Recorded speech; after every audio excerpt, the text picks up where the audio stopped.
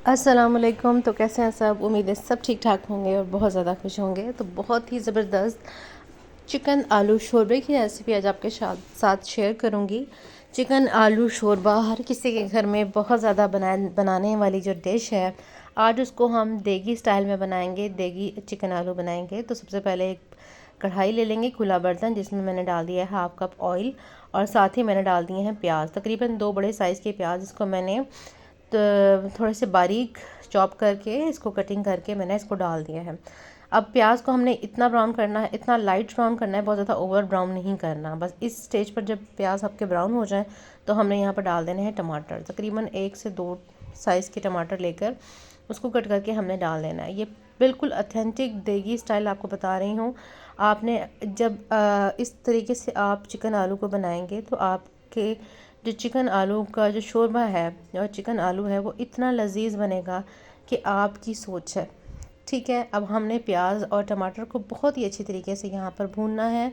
बहुत ही ज़बरदस्त तरीके से इसकी भुनाई करनी है कि मज़ेदार सी खुशबू आने लगे। और तो फिर इसी स्टेज पर हम डाल देंगे 1 प्याली दही अच्छे से फेंट कर, और इन तीनों चीज़ों को हमने इसके साथ मिलकर अच्छे से इसकी भुनाई करनी है। और साथ ही थोड़ा सा पानी भी डाल देंगे और थोड़ा थोड़ा पानी डालकर हम इस मसाले की अच्छे से भुनाई करते जाएंगे ताकि प्याज और टमाटर अच्छे से डिज़ोल्व हो जाएं। मेन मकसद ही यही है कि हमारे अक्सर लोगों की शिकायत होती है कि प्याज ऊपर तैरते हैं और टमाटर भी ऊपर तैर रहे होते हैं। तो इस तरह की कोई सारी शिकायतें आपकी दूर उठ जाएंगी। सारी प्रॉब्लम का हल इस देगी चिकन आलू शोरबे में है। ठीक है, साथ ही मैंने लहसुन अदरक का पेस्ट 2 चम्मच डाल दिया है और तकरीबन मेरे पास किलो से ज़्यादा चिकन है, तो उस हिसाब से मैं मसाला बना रही हूँ। अच्छा जी, अब हमने इन सभी मसालों को बहुत ही अच्छे से मिक्स करके इसकी भुनाई कर लेनी है। तो भुनाई बहुत ज़्यादा इंपॉर्टेंट है मसालों की। अब डाल देंगे यहाँ पर कुछ मसाले। सबसे पहले नमक हाफ़ टी स्पून हल्दी पाउडर डाल दिया है। 1 टीस्पून मैंने डाल दिया है लाल मिर्चों का पाउडर और साथ ही मैं डाल दूँगी यहाँ पर 1 से 1.5 टीस्पून खुश्क धनिया पाउडर। ठीक है, बस यही बेसिक मसाले जाएंगे, इससे ज़्यादा कोई मसाले अभी हमने ऐड नहीं करने। तो इन्हीं मसालों के साथ हमने इन सभी चीज़ों को अच्छे से इसको मिक्स करके चलाते हुए भून लेना है। अब जनाब इसको हम कवर कर देंगे और कवर करके अच्छे से मसाले को पका लेंगे और मसाले की अच्छे से भुनाई भी हो जाएगी। तो चेक कर लेते हैं, मसाला हमारा बहुत अच्छे से भुन चुका है।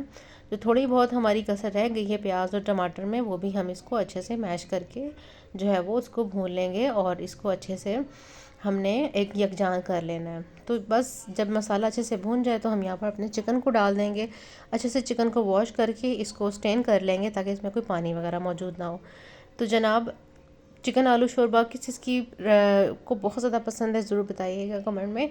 अच्छा जी, यहाँ पर कुछ साबित मसाले जाएंगे इस स्टेज पर। तो यहाँ पर मैंने एक तेज़पात लिया है, 2 से 3 काली मिर्चें ली हैं और 2 बड़ी इलायची और 2 छोटी इलायची और 2 लौंगे ली हैं। बस इससे ज़्यादा कोई और गरम मसाला हमने ऐड नहीं करना। अब जब इस स्टेज पर हम इन गरम मसालों को डालेंगे तो इतनी मज़ेदार खुशबू डेवलप होगी यहाँ पर चिकन में।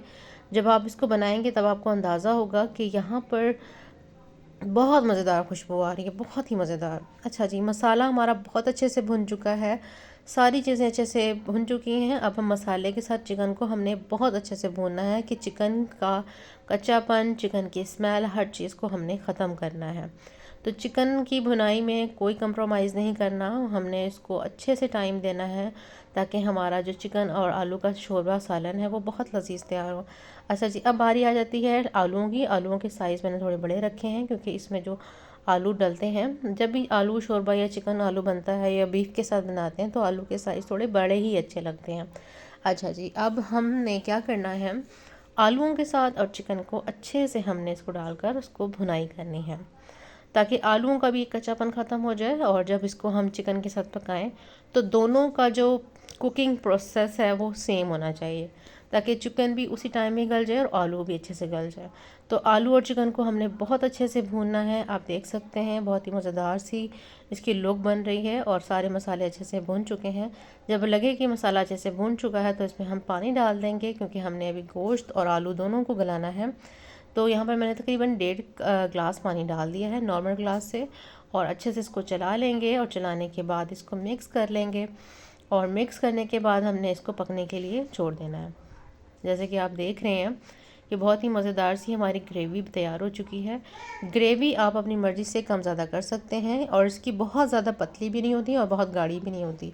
तो देगी आलू चिकन जो हम बना रहे हैं उसमें हम नॉर्मल जो है वो उसकी थिकनेस रखेंगे, ताकि खाने में भी इसको आप रोटियों के साथ भी खा सकें और चावलों के साथ भी इजीली इस्तेमाल कर सकें।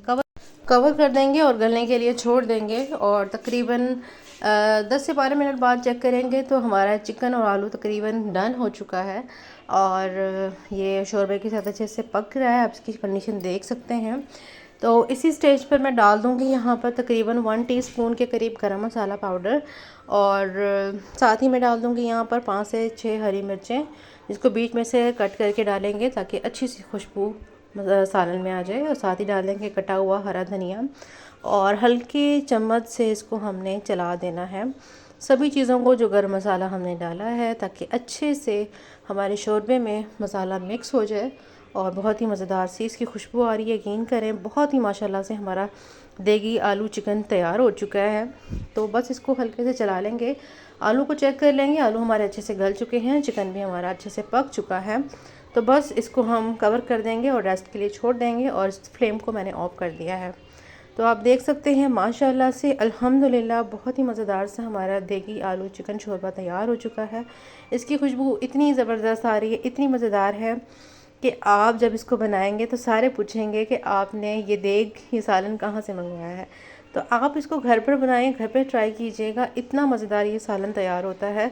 आप इसकी कंडीशन देखें कितनी मज़ेदार सा हमारा शोरबा तैयार हुआ है। बस सिंपल डिश आउट कर लेंगे अपनी प्यारी सी डिश प्लेट में और इसको सर्व करेंगे। तो इस सालन को आप चावलों के साथ भी खा सकते हैं, और रोटियों के साथ भी, नान के साथ भी, चपातियों के साथ सर्व कर सकते हैं। बहुत मज़ेदार, बहुत ही लाजवाब, बहुत ही लजीज ये रेसिपी तैयार होती है। ज़रूर बनाइएगा, बनाकर अपना फ़ीडबैक मेरे साथ ज़रूर शेयर कीजिएगा कि आपके देगी आलू चिकन शोरबा कैसे बने। तो अब सर्दियों का सीज़न आने वाला है, तो ज़रूर बनाइएगा, बहुत मज़ा आता है इस रेसिपी को बनाकर। इसी के साथ मिलते हैं किसी नई वीडियो में नई रेसिपी के साथ।